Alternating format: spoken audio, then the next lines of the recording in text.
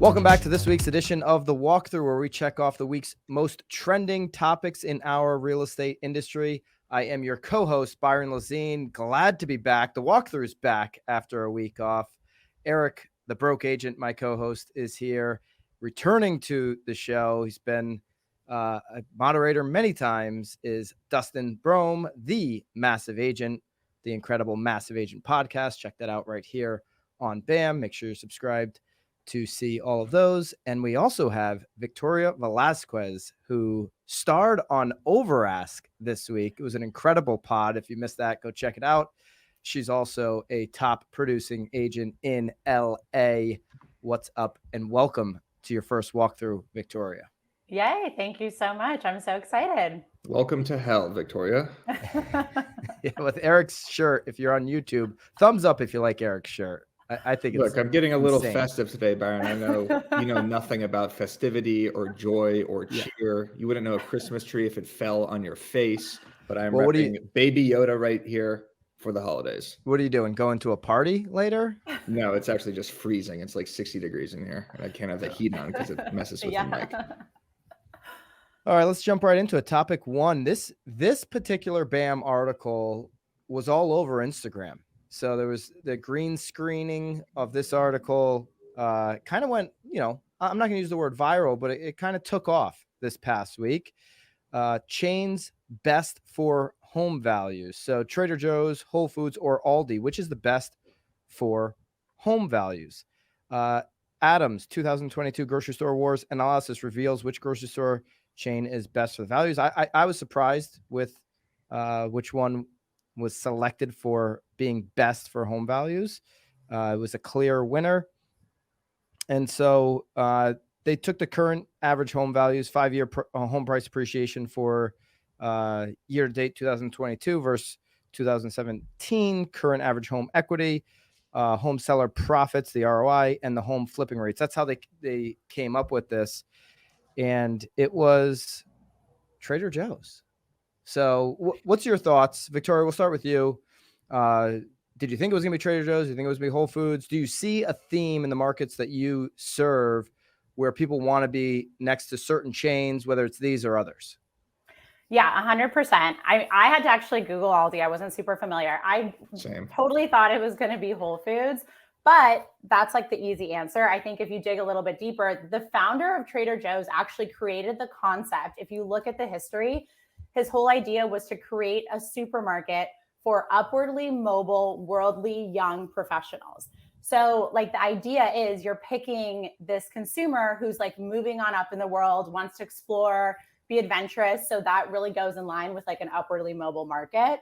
But yeah, we 100% see that. I personally don't want to live farther. Like I want to live walking distance from a Whole Foods or an Erewhon. I imagine if they had thrown Erewhon into this mix, that would have totally won too. So, I mean, I think it makes sense. I don't even know what Erewhon is. I know what Aldi is, which means it must be an East Coast thing, but what the heck is Erewhon? It's the bougiest grocery store on the face of the planet, but it's the highest dollar per, like profit per dollar store in the country. It's like $40 for a sandwich at Erewhon. Anne goes Wow. there all the time. It's the most attractive people on earth in Erewhon. It's literally they're all a in scene. post-workout gear. No, I go all the time actually just to, see what's going on and, get the $40 sushi, but it's also spelled nowhere backwards. Yeah. Oh, yeah. It has valet. It has Dustin, the you most would hate amazing Erewhon. fruit you've ever seen in your life. Dude, So I have a I'm grocery bougie store. as fuck. I have a grocery store down here in Naples, which has valet. It's a party scene. It's basically, if Whole Foods was an event every single day, it would be this grocery store, but it's one of one. It's called Seed to Table. They have bars throughout the grocery store. They have live music all the time, wine bar, beer bar, sports bar. They've got a play area for the kids. They have valet parking, and then they have really good, it's called Seed, Seed. We call it Seed all the time. It's got really good organic farm food. So is this one of one that you're talking about, or is this a chain? No, it was one of one. It started in LA, I think in the 70s, and the current owners have blown it up. I mean, they literally do smoothie collabs with famous people. Like, it's such a thing. I don't think it's hard to like put into words. You need to experience it. I think eventually there's probably 10 or 15, Eric, now. Yeah. How do you know so much about the history of grocery stores? I am so passionate about grocery stores. When you guys said we were going to talk about this, I was like, this is me. I love a grocery store more than anything. Like, grocery shopping is my drug. I'm obsessed. So Aldi, I'm not surprised it came in third out of the three here, because knowing I've been in an Aldi, they're just terrible. They're not anything special. So Trader Joe's, the average value near Trader Joe's was $987,923 compared to the closest competitor, Whole Foods, with a average home value of $891,416. Aldi came in, way off at $321,116. Not surprising at all. I just bought a house in Connecticut that's being renovated right now, and I'll move into the summer. And the reason I picked this location is because they announced a month before I bought it that Whole Foods was going into the town. So I'm in this little downtown, like, beach community town. And so it's like the third grocery store within a 1 or 2 mile radius. And obviously Whole Foods is like for small little towns on the Connecticut shoreline, it's a big deal to get a Whole Foods. I know, yeah. We've got down here in South Florida, there's like great grocery stores everywhere, but it was a big deal. And it was a deciding factor for me. Dustin, do you see buyers making decisions with the agents that you're working with based on, locations and chains and grocery stores? Not really. I mean, it's a bonus, but I have never had a client or met one that's like, I need, like, my number one priority in this house is it has to be by a Whole Foods or a Trader's. Like, it seems like a bonus thing. I also think the whole concept of this story is kind of silly. It's like, what came first, the chicken or the egg? I think we have it backwards. Whole Foods does not go into shitty parts of town. Like, that's a great point. It picks the nice parts of town where people can afford to go to whole paycheck, and then they do a store there. Same with Trader Joe's. So I think it's kind of backwards. It's not that Whole Foods makes the part of town nice. It's Whole Foods goes into the nice part of town. Yeah, that's an interesting point. We know Starbucks has done this for years, and this isn't a new theme. If we go back to that book Zillow wrote, I don't know, 5 or 6 years ago, they talked about the study around Starbucks and values being higher if you're within a mile radius of a Starbucks. Back when Spencer Raskoff, who's joined us here on a BAM pod in the past, Zillow CEO Spencer and Chief Analytics Officer Stan Humphries explained that they found that homes within a quarter mile of a Starbucks rose in value an average of 96% between 97 and 2014, compared with 65% for all other U.S. homes. And this was back in their book, Zillow Talk. So it's not because of Starbucks, I bring that up because Starbucks picks specific areas to go into, to Dustin's point, that were already, really relevant, good markets. Exactly. Eric, are you, does this ring true to you? Do you want to be close to stuff? As you were looking as just a buyer, would you? I disagree with Dustin. I want to be close to stuff. Mm-hmm. Like, yeah. One of the reasons we love Naples is because it's got everything. And who just walked in, my fiance, for the listeners at home.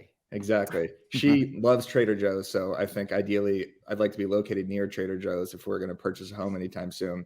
I like Trader Joe's more because when you walk into Whole Foods, they have that wind blow on you the second you walk in, and it screws up my hair every single time. So the second I walk into Whole Foods, I always duck or I shield myself with my hands like this so I don't get attacked by that gale force wind tunnel attacking me at Whole Foods. Trader Joe's, I've never had that problem. So if I had to choose between the two, I'd go Trader Joe's. That one.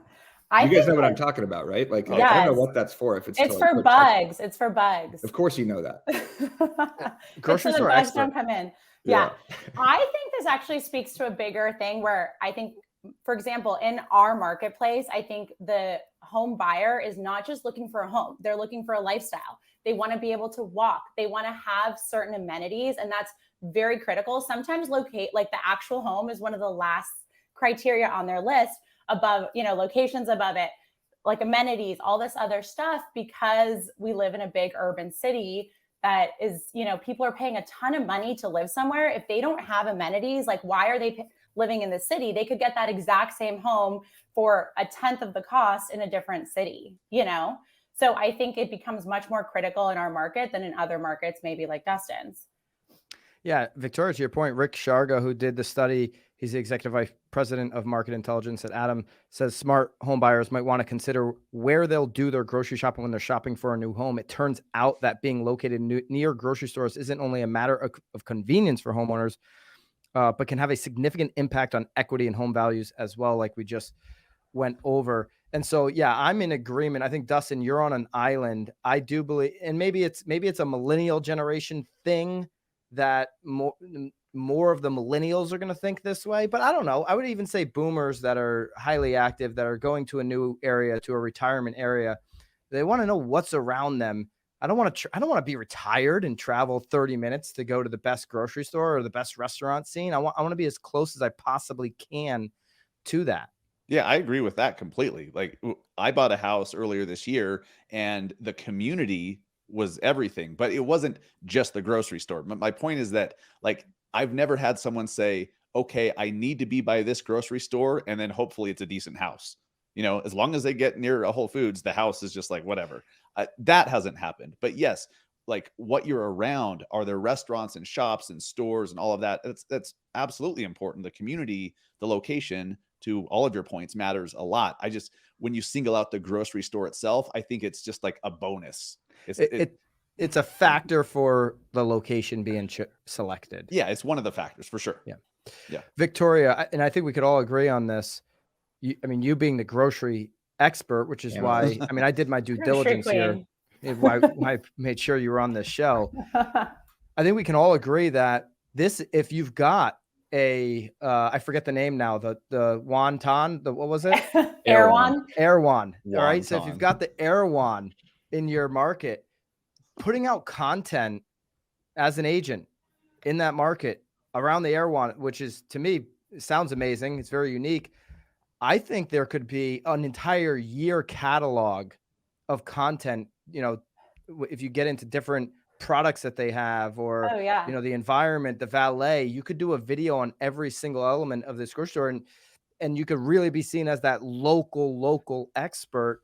Are you doing any of this, and what ideas would you have for someone who wants to highlight the shopping in their location?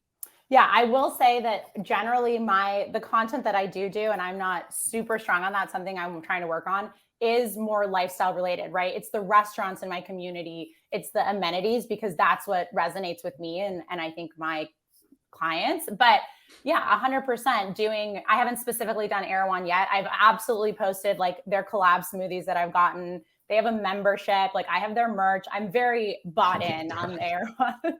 You have their merch? It's a status thing, right? Victoria, what year was Safeway founded? I have no idea, but Safeway. Do you know what a Wawa is? No, Safeway was my root.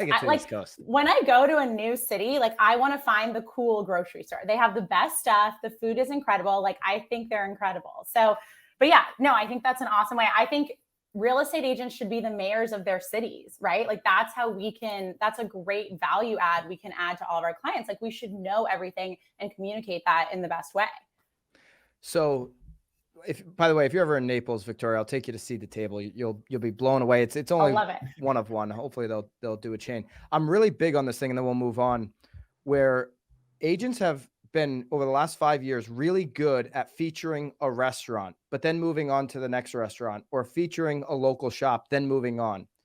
I think the game right now is to go deep, do a 12 episode series on that restaurant where you're featuring a meal, an appetizer, somebody that works the back kitchen who's never seen, how they bring you in to the restaurant, the valet, right? You could do the same thing at these grocery stores, where you could just do one video on the valet experience at the grocery store and go really micro and basically lengthen out your content. So instead of doing a 12-minute YouTube video of a bunch of B-roll that's not going to hit, you can get 12 1-minute shows on that one location. I would pay to see Dustin do a 10-part series on the Erewhon smoothies. That'd be one of the funniest things I've ever seen in my life. I would surprise you, though. I am bougie as hell when it comes to that stuff. I will be drinking my $15 bottled water. Yeah. You got to come to LA. I'll take you to Airline. Yeah. Dustin cares about what goes into his body. By the way, no one here can tell, but Dustin is unbelievably jacked. You can't really see his biceps right now, but massive agent means two separate things. It's agency and also his. Hit the thumbs up if you want to be as jacked as Dustin. Yeah, hit the thumbs up if you like Victoria's grocery expertise. I mean, this is incredible. We have a grocery store analyst here with us. Untapped resource. I think she might be a shill for big grocery. Like, let the flocks into the hen house here. Yeah. All right, we'll check that off. We'll go to topic number 2. What FHFA's new conforming loan limits mean for the industry. Okay, so they just announced it this week, new conforming loan limits for one unit properties in the U.S. The new conforming loan limit will be $726,200. The limit increase in high cost areas. So there's certain, counties and zip codes where they're considered a high cost area. Those go up 150%. So that number is now $1,089,300. Like there's probably, Victoria, some areas that you're working that are considered a high cost area. And now you, for as little as 3.5% down or 5% down, you can buy $1 million+ home on these government-backed FHFA loans. So, Victoria, what do you think this will do to the market? Is this going to basically get people to start bidding these homes up that qualify? So maybe a certain range, maybe that $1 million price point in LA is going to become even more competitive. Is this something that's going to hurt the buyers that are out there, help more buyers? What's your take on that? I 100% think it's going to help buyers.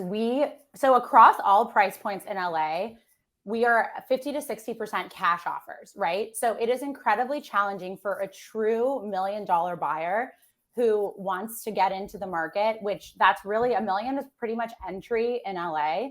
And it's really challenging for them. And so this was so exciting. I have actually never been able to do an FHA loan because no one can qualify because the price points are too high. So I think just getting over that $1 million mark creates so much opportunity for these buyers who are competing against cash offers. There's no chance. So now they can put less down, be a little bit more competitive.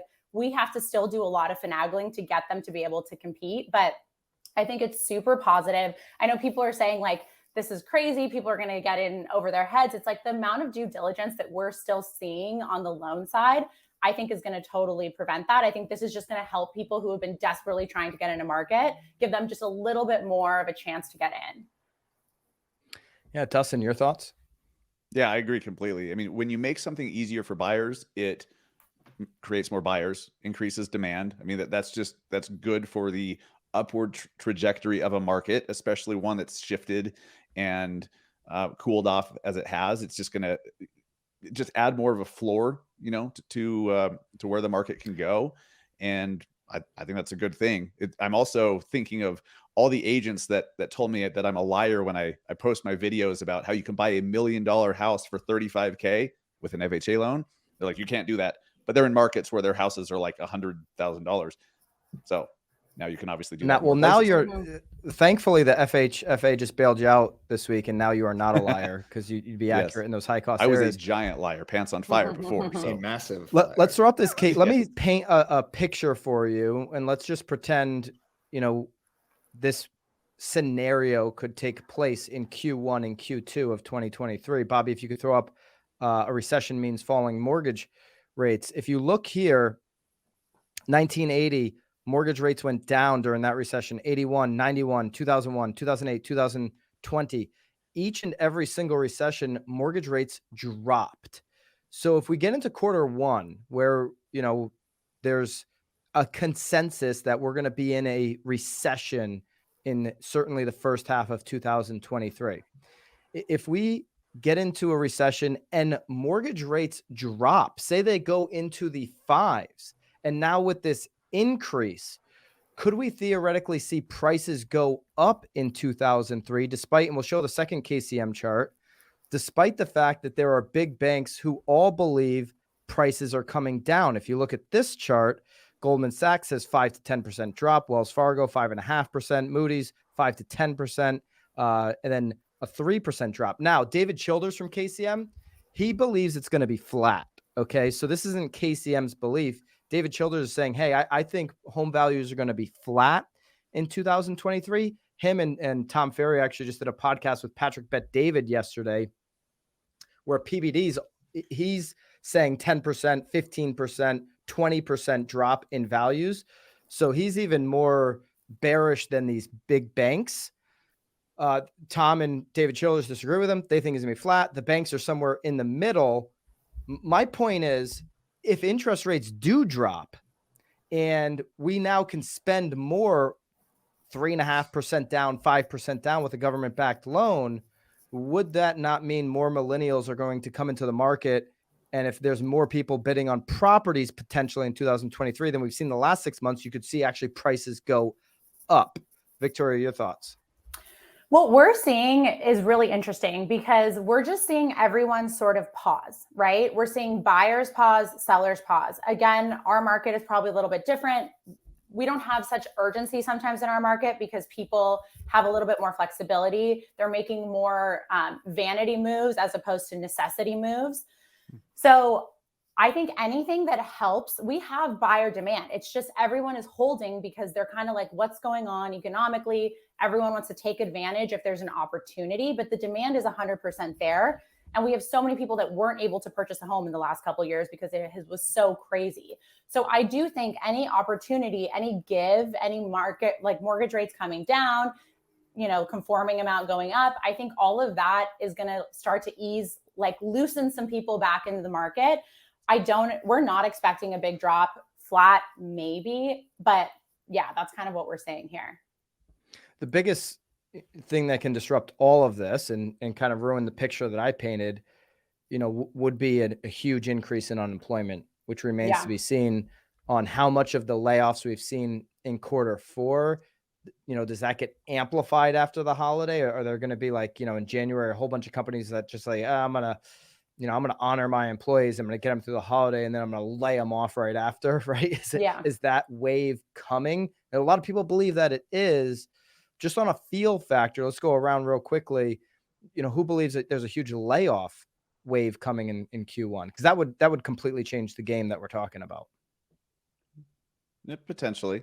But here's the thing, like back in 08, 09, smartphones were not what they are today. Social media is not what it was today. The ability to plug into the gig economy with DoorDash delivery and Uber driving and all these other ways you can make money right off your phone, they didn't really exist. So there's just so much more opportunity for those who get laid off or maybe they're underemployed or whatever to make extra money on the side. That's so possible now.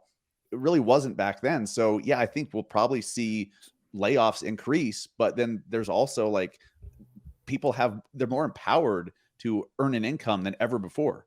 Dustin, what you're saying is a higher unemployment number than say what was an average unemployment. Say if it goes above average of what the last 30 years has been, that doesn't scare you because people are getting an income in different ways. Yeah, because the unemployment rate, it just doesn't mean what it did 10 years ago or 15 years ago, for the reasons I mentioned. So yeah, it doesn't scare me. It's going to be headlines to get clicks from a lot of these media companies, but I don't think it's going to reflect the true state of the economy.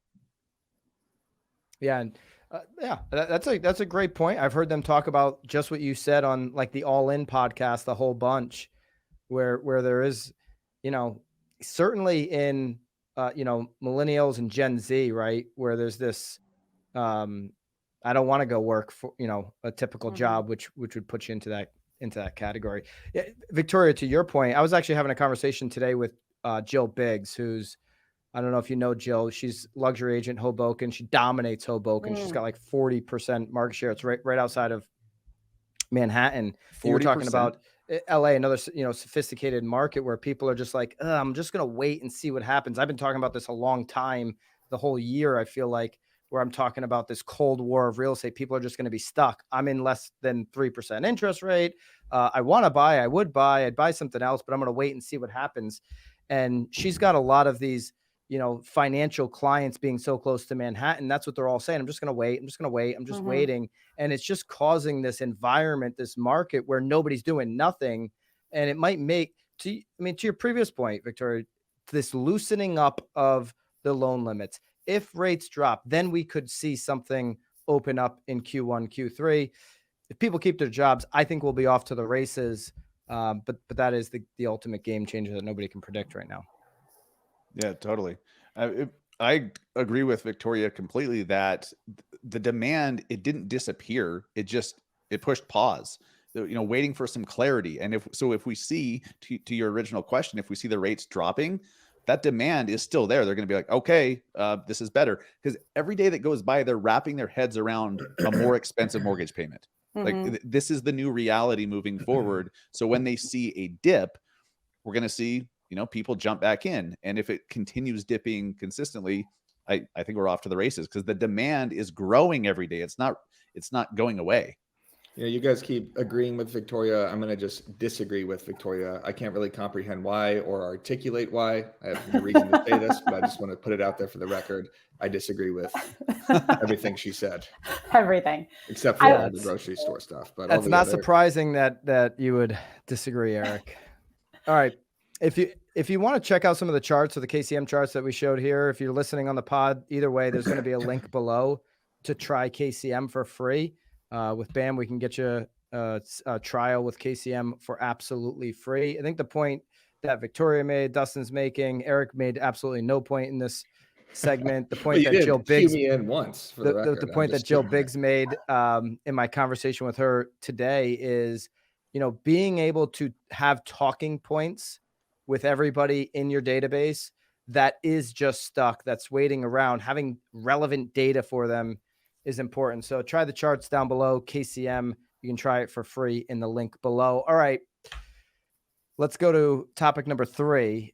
It was the second ever BAM debate. It was brewing for a long time. I was poking the bear for a long time with appraisers, and we had the agents versus appraisers debate yesterday. If you missed it, we'll certainly link that below.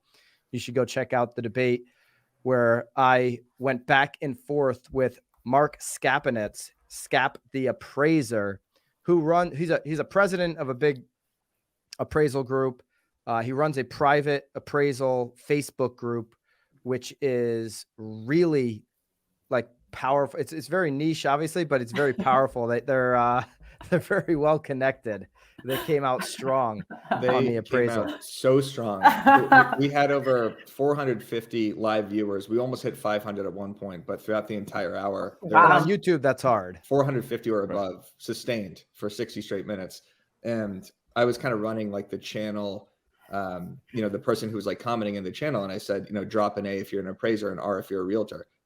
Flooded with A's. So Skap brought the entire Facebook group, and they were sounding off on Byron the entire time. It was a vicious chat, but it was really fun. And so, listen, I want to get you, Eric. Did everybody get? I know Eric obviously was there. I don't know if Victoria or Dustin. I watched it. You did? Okay. Yeah. Unfortunately, I saw the whole thing. Opinion before I give you any of my feedback of my experience going through it, but I will say this: I thought Mark was great in the debate. And I really appreciated what he brought to the table. And there is a little bit of this stuff with me where Mark got me and he understood where I was coming from. We had a little conversation after the fact, after the debate, and he totally understood. I think there's a lot of people in the comments from appraisers that just think I'm a complete maniac. There's a little bit of Vince McMahon to what I do. Yeah, of course. Like you called them stumbling, bumbling, the worst people in the industry. Like if you see all these clips from our highlight reel, Byron's been going at appraisers for 2 years now, basically. So it's understandable that they would be very defensive about their profession. And I appreciate it. I love the comments. Yeah. And by the way, in the comments right now, if you think I'm a bumbling, stumbling idiot, let me know. Victoria, your thoughts on the debate. Who won? What points did you like from either side? Yeah, for sure. Okay. Well, it was really interesting to see. I mean, it's nice to be able to have that level of conversation with an appraiser because I think we've all thought those things, but never been able to articulate them. I felt like he was very defensive. I think just coming in, obviously, and I think that's how all appraisers are. When I think one of the points that you brought, it's like, there's no room for communication, right? I try to tread so lightly. I'm so pleasant. I'm like, would you like me to send you comps? I hope this is helpful. It's like, but the reality is we should be able to have a very thorough discussion and not worry that they're going to stab us in the back because we stepped on their toes. I feel like we have to walk on eggshells with appraisers, and that's so wrong because by nature, residential real estate valuations are subjective. Because the purchase is subjective. Someone may pay, like in our market, someone may pay $1 million more for a property because they used a fancy interior designer that they know of and that they love. And someone else may walk into the house, not like that aesthetic, not know who the designer is and not care and not be willing to pay that same price. An appraiser is going to give you no value on the designer. Exactly. Too. An appraiser is going to have no idea. And that's what really drives me crazy is like, we'll get these appraisers who don't know our market at all, right? LA is such a big city. There's so many sub markets. Even in the primary market I work in, there's 16 sub neighborhoods that have different valuations, that have different things to know. And they don't know that. So how can they possibly do a fair market valuation? They can't. It's so subjective. And then the fact that they're, like you said, they're the gavel. There's no room for conversation or adjustment. He was talking about adjustments. I don't know about you guys, I have never seen an appraiser make an adjustment to their appraisal. Have you guys seen that happen in practice? Couple times. I've seen it once, and like 2. I had to literally, this is a long time ago. I've seen it once. I had to literally bring cash to the second appraisal. I don't even know if I should say that. It's a hypothetical. It was a hypothetical so long ago, never happened story. Yeah, it doesn't happen much, Victoria, right? It just really doesn't happen much. Yeah, so I think there should be it's a systemic problem that we need to resolve for sure. So you brought up market value. One thing that drives me insane, and I got crushed for yesterday, was that I was like not hearing his definition of market value, which is the bank's definition. Mm-hmm. The banks created this definition of market value, and so appraisers are always saying, you don't know what market value is. No, I know exactly what market value is. That's the whole thing. When a buyer and a seller agree to do a deal together, that is pure market value. And appraisers want to go on this bank definition, which is made up. It's a made up racket. It is complete garbage. They made it up for themselves, but it's not really market value. Yeah. Yeah. And look, when it's convenient for them, the bank is stoked if the house sells and they, you know what I mean? But I don't know. I understand the bank needs a system to collateralize their money, but there has to be more. There's obviously a piece that's broken. And I think right now it'd be very interesting in this market environment where banks are dying for loans, right? Like, how does that shift the appraiser's perspective? Like, are they, I don't know. I think it's interesting. Yeah. Well, to that point, and, we could go down a whole thing with the banks. I think the banks, or the regulation on them, has worked a little bit. I mean, maybe a little bit too far, where we're not going to get in a situation where, like 2008, they are hungry for loans, but they can't go crazy like they did back then and just give loans to anybody. So there's, and I'll give Scap this: the AMC points he made were right on. I couldn't dispute those. That is hurting the industry. It's hurting his profession. It's hurting our ability to get good appraisers onto the properties. It's hurting, the buyer's ability to have an affordable appraisal in the process as well. And I think, Eric, your thoughts. I think this was a good conversation for the industry. And then Victoria, I love your opinion on this too. Should we do more conversations like this with appraisers so that the agent community, and I didn't realize it until this last year of Poking the Bear, how strong of a little appraiser community is out there. Should we combine the two communities, the two industries, a little bit more, go a little bit deeper together so that there's a better understanding and a better working relationship? Yeah, as a new agent, I think we're blind to the appraisal process. We have no idea what's going on. We just hear, did it come in value? We don't even really know what it means in your first couple of years of real estate. Like, no one teaches us that type of thing. So having Scap or an appraiser educate us on this and articulate it in a way that every agent can understand so they could articulate it back to their clients, I think would be really beneficial. But I want to hear Dustin's take on the debate, because he said he unfortunately watched it. I thought he said he didn't see it. That's why I was staying away from it. Okay, no, he was there. He was in the comments. He was around. So Dustin, what was your take on it? I was there. I want that hour back. No, it was a lot of observation. So first off, Scap, so much respect for him. He's a badass. He knows his shit. He's a reasonable guy. Obviously, he has, he's firmly on team appraiser, as he should be, just like we are on the agent side. It was very apparent that Byron loves stirring the pot and poking the bear. It's like red meat for Byron. It's fucking awesome. It's also very apparent that appraisers hate Byron, and they're like rabid dogs. Every little thing he did is like, he's smug. Look at that smirk. Like they hate it, and Byron loves that they hate it. So that was funny to me. But there's something that I think super important for agents to understand, and even Byron, I think this is something that maybe you're not giving enough credence to, that I think super important. It's just, it is what it is. Like, you make all these great points about market value, and I completely agree. Market value is whatever the hell someone's willing to pay.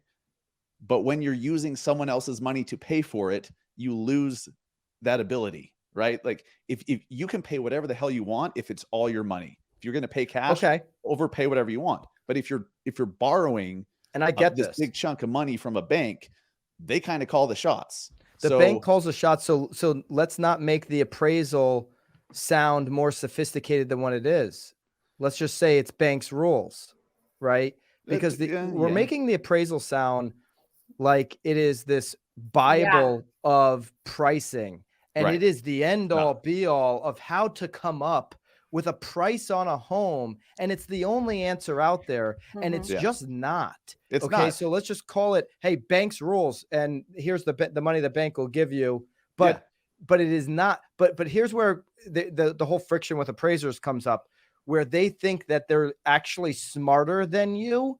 No, you were smart to go ahead and put a deal together at the price that you felt your art of the market. You knew you could bring it together. You knew you could bring a buyer and a seller together at this price. What the appraiser now coming in with an attitude around being, so high ground of having, coming up with this $15,000 tweak in price. It's just dog shit to me. I agree with that. I mean, the appraisal is there to make sure that the bank doesn't lose their ass if it's foreclosed on, or the market tanks, or they're not going to loan $200K on something that's worth 100. And none of us would expect them to. That's what an appraisal is. That's it. Like, no more, no less. So yeah, it's given way too much weight as like, this bastion of market value. It's really not. There has been, and here's where I really gained so much respect for particularly Scap. Yeah. But and what he was talking about, he agreed with a lot of the points I made. Particularly the communication needs to go way up, right, Victoria? I mean, the communication between agents and appraisers is often non-existent because of, they want to call me smug, but this is how agents have been treated for decades. When they are introduced to an appraiser. Yeah, it's on both sides. I mean, we went through, HomeLight Home Loans is a company that basically has this program where they will purchase a seller's house if they're trying to sell, so they can release the equity for them to buy another property. And they have a system, which I think is how appraisals should work, because they're loaning the money. So like Dustin, you were saying, they have skin in the game. They want to make sure they're giving a value that they're comfortable with. So they come in and they do a market assessment based on what they feel comfortable with. And then they open up the conversation to a local expert realtor to go at, and they go back and forth, and you're able to have dialogue. Sometimes that gets adjusted, sometimes it doesn't. And they say, this is our comfort level. You may be able to get more in the open market, but because we are putting in X amount of risk, this is the number that we're good with. And that's how it should be, I think, right? Where it's like, this is the number the bank is comfortable with. It may well be worth it, and you may be willing as the buyer to pay X amount over, but we just want you to know that this is where we're good. And that's how the process works, not this is what the property is worth. And then you create all this drama between the seller and the buyer. Yeah. But when you're trying to create this exact number of market value, that's where it's just horseshit. Like if you're buying an $800,000 home, an appraiser doesn't know that it's worth 12,500 less than that. Like, give me a break. Yeah. So making sure that it's in the ballpark and that you're paying a reasonable price within a range, I think that's perfectly reasonable. And maybe that's the direction that this thing needs to go, rather than like, here is the value to the dollar. You know, and I've seen an appraisal come in $500 less. Like that appraiser should be fired. And well, I think their AMC actually was from this lender, because they were just being vindictive. Like they were just like, I know better. You don't $500 difference in market value. Go fuck yourself. and to any of the appraisers that, you know, have come back to, you know, to look at the walkthrough and see my reaction here to They're going to come after me now. No, what I want to say is I hope that this is, and I'm willing to take the shots from all you guys. And in fact, I encourage them, keep them coming in the comments, because I believe, and I think Scap believes this too, based on our conversation, that this can be a start of a real conversation moving forward, an opportunity to learn from each other, to have some real education in the space right here on BAM, where we can actually go deep on some of these topics and get more appraisers and agents on a working page together. I think that'll happen in the future. BAM will be at the forefront of that. And it's been something that nobody else has done. So I'm looking forward to being a part of that. Yeah, in terms of just content, I thought the debate was a huge success. Getting 450 live the entire time. The promotion was really fun to do. I went live on the Broke Agent, on Broke Agent Media. Like, I love that aspect of it, is how do you get all these eyeballs into one area? Like, how do we come up with the trailer? How do we come up with the tweets? When do we send the email? That stuff to me was really fun. And then afterwards, we get an enormous amount of content with all the clips, the blogs, doing stuff like this with the recap. So these debates are really fun for the industry and really fun as a media company to put together. Well, by the way, Scap felt the same way. He's like, I had people reaching out to me, appraisers I've known a long time. They're like, why would you go do this debate? These promotions are wild. They're going to come after you. And Scap said to them, you know, leading up to the debate, he goes, I know exactly what I'm walking into. I've got a feel for this crew, for this BAM crew, and they're great promoters. They want to get eyeballs and attention on it, and that's what they're doing. And I am so over the industry being this stuffy, boring 30 Soft, the last 30 years, decade after decade, of just nobody can say anything that upsets anybody. Don't rock the boat. I'm glad it's over, because BAM's ending it. All Amen. Yeah. Topic but the code of number 4, ethics, Byron. Eric. The code of ethics. The code of It's BAM. We're going to rewrite it. It'll be the code of BAM. Yeah. Grease your appraisers. Eric, what do we got for topic number 4? December marketing. Tell us. I want to hear from Dustin, Victoria, and yourself from an agent perspective, what you guys are doing marketing wise for the holidays. Are you throwing events? Victoria, you were just on Overask. I know you're huge in events for your clients. Are you doing anything, you know, appreciation wise, gift giving, Popeyes? What's your plan for this month? Yeah. So Thanksgiving, we do a big event that we just finished. And I always try to be really intentional about the year calendar in whole, right? So we're not going to do something back to back. We want to be sensitive to people's time. So we do a big event in Thanksgiving. I will do some holiday gifting, especially to people who couldn't make the event, because we want to make sure we connect with everyone we want to connect with and just be super grateful and spread that amazing holiday cheer. And then in January is one of our favorite things that we do for the new year. We do a book of the year. And we started doing this because I was like, how do I share more of my personality with my clients that has absolutely nothing to do with real estate? And I wanted to give them something that was meaningful, a gift that they would either love or be able to re-gift to someone else if it wasn't for them. And so we started, and I'm obsessed with reading. We started doing a book of the year, and like 5 years ago. And so we send that out the first week of January, and it's just such a fun tradition. What book are you sending out this year? Holes? I don't know yet. I haven't fully decided, but in the past I've done like a few Ryan Holiday books. We've done the 5-minute journal. We did Why We Sleep. I'm super into wellness. So that was like a really fun way to show that aspect. And the response is always amazing. People are like, oh my God, I wanted to read this, you know? Speaking of wellness, anyone who's not watching on YouTube, I think it's amazing that Victoria is proving with what's behind her that she is absolutely a top producer. That's the only way to survive being one. Booze. Yeah, with all the booze and tequila. So it's fantastic. Matching Eric. Yes. But we know that's just Eric just trying to get through lunch. Exactly. Just get through this podcast.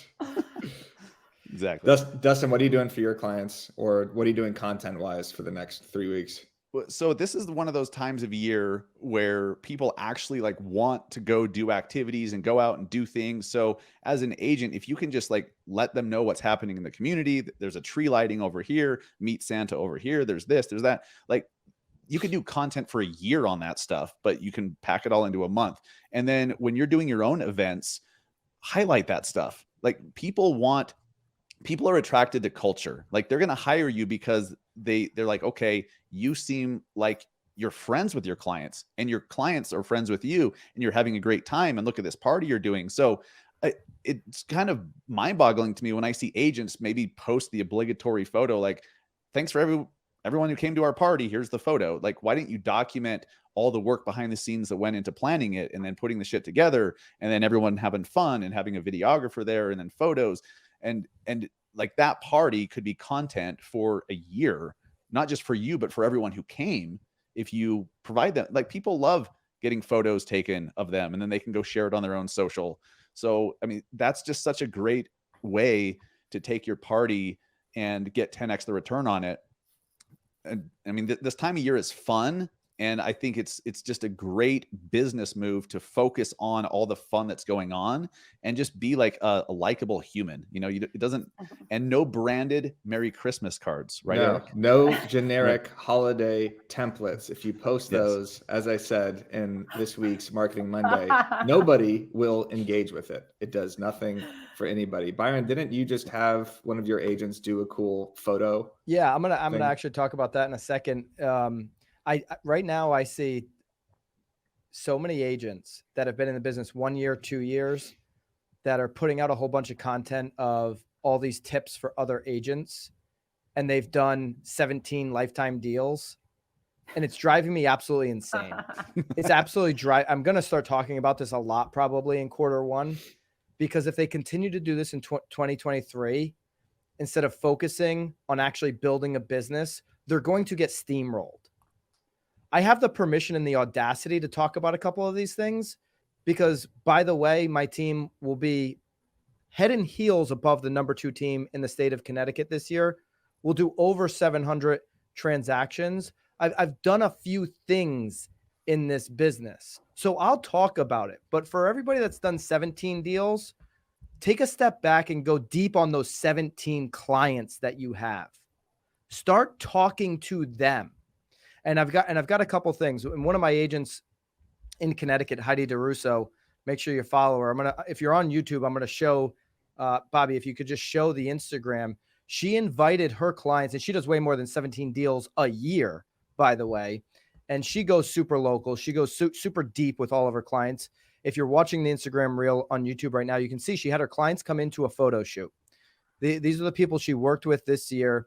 And for no other reason other than just thanking them, she gave them a holiday photo shoot. Come over. We're going to have some refreshments. I've got a studio blocked off for the afternoon. We're going to take some photos that you can use for your. So she did this, a few weeks ago. So they'd have it ready for their holiday card. That's just doing something without expectation. Now, Heidi's a very successful agent. So you may be thinking, geez, I'm the agent that you just crapped on with only 17 deals. I don't have any money and I can't go do a whole entire photo shoot. Well, could you not just send everybody, a coffee or something that just says, I don't want anything. I'm just literally sending you a $5 coffee because I appreciate you and I wanted to, say thank you. That's it. Or I'm just thinking about you. Like, this is the time of year to go deep. That's where your marketing dollars and your time and your energy and your effort should go into. And then I have a number 2. I have a really easy thing that everybody should do every single year. And it's just your annual letter to everybody in your database. Like, type out an actual letterhead, type it out, 3 paragraphs, 5 paragraphs, and just recap the year and put your opinion, state of the market. Here's what I think is going to happen in 2023, backed by some data, right? We've got the KCM chart link down below if you want to go dig into some of that data where you can compare national data to what's happening in your local market in your annual letter. But just do an annual letter to everybody. You know, here's the impact we made on the community. Here's how many great clients we were able to work with. Here's our outlook for 2023. And even if you just email that letter to everybody, but put it on a letterhead, don't just write the email, like make it look official, mail it out, whatever you're going to do. And if you have a team, if you have agents, send them from the business perspective your annual letter as well. It's just a nice touch. And right now we should be doing more of that. Doing the recap posts on Instagram are cool too. Whether it's like an Instagram reel of all of your sales, like a quick flashing, you could use these templates on Instagram, or doing like diving deep more into storytelling about specific deals that happen throughout the year. Not just necessarily doing a template that kind of shows your numbers, but talking about a specific transaction, what happened and why it was meaningful to that specific group of clients. Also, you could do like naughty or nice lists, you know, like things that are naughty in the real estate industry that you don't like, or who would be on your naughty list. Obviously not your clients, not making fun of your clients, but you know, maybe it's an appraiser, or maybe it's a frozen lockbox, or just that type of like fun thing. You know, holiday audios obviously will be popular right now. So putting a trending audio in the back of your Instagram reels, even though original audio is still better, it's still good to trend jack for this like entire month. Like anytime you can do some sort of holiday aspect in your content, it'll perform better. Yeah. For those that maybe aren't having a holiday dinner at home, what are the restaurants locally? I mean, I like when Dustin was talking about the local stuff. I mean, you can't do enough of that. You can't do enough of being the actual expert in the place that you live. If you trust me, if you've only done 17 deals, you're not an expert in this industry. So stick to the place you've been living for 17 years and start there. I love that. It's like you're drawing a direct correlation between these agents that do all their content for other agents. They don't sell homes. Wonder why. They're like the 23-year-old life coaches. There's just our industry's version of them. Yeah. Well, Eric used to be a life coach before I met him. Yeah, right. I would teach people the exact opposite, what to do in their life, if anything. And he's a fashion icon. Yeah, exactly. Yeah. By the way, this is a Star Wars baby Yoda. Star Wars fans out there. In any business you're in, this is the year to go really deep on the people that have actually given you money in the past, and just strengthen those relationships, doing things without being asked. And you can't beat the horse enough locally. You being the expert is something nobody else can come and take from you on what's going on in your local market. So focus on those things. Victoria, are you going to come back? Was this a worthwhile experience for you? 100%. I will do this anytime. Thank you so much for having me. No, we loved having you. So appreciate it. Dustin, appreciate you. Eric, thanks for showing up. We'll see you guys next week on the greatest weekly podcast in real estate, The Walkthrough.